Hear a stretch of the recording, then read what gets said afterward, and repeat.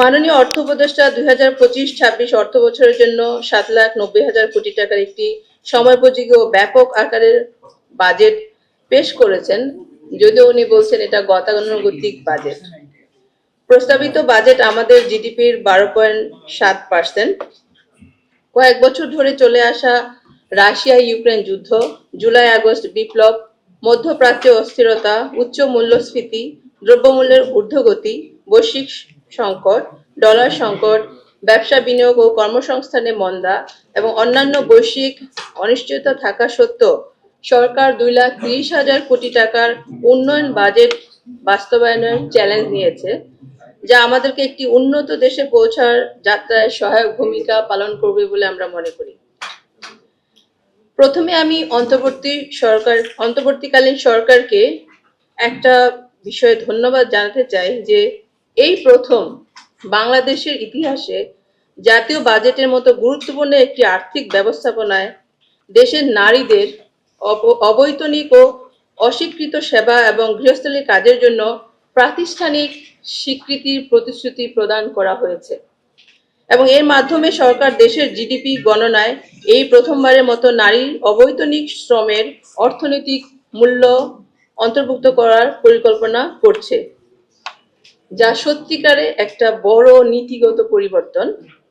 এবং আমি নারী প্রেসিডেন্ট হিসাবে মনে করি এটা একটা যুগান্তকারী পদক্ষেপ এবং সরকারকে আবারও অভিনন্দন ও সাধুবাদ জানাই।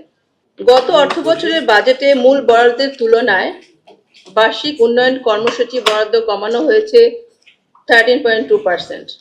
বাজেট ঘাটতি জিডিপির 3.62% নির্ধারণ করা হয়েছে, যা অভ্যন্তরীণ ঋণ এবং বিদেশি ঋণের মাধ্যমে অর্থায়ন করা হবে।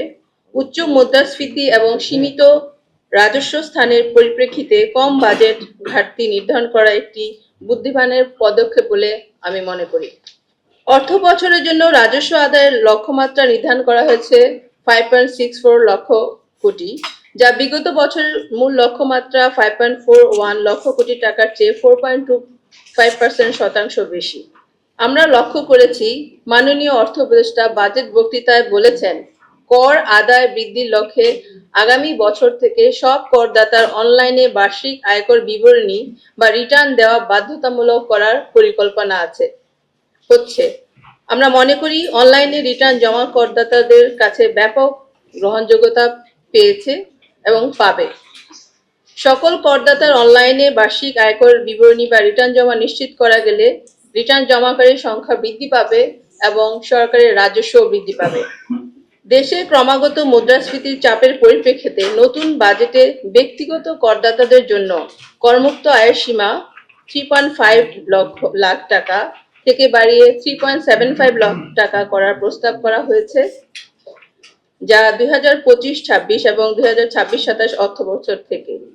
এই কর নিম্ন ও মধ্যম আয়ের মানুষের জন্য খুব বেশি স্বস্তিদায়ক হবে না।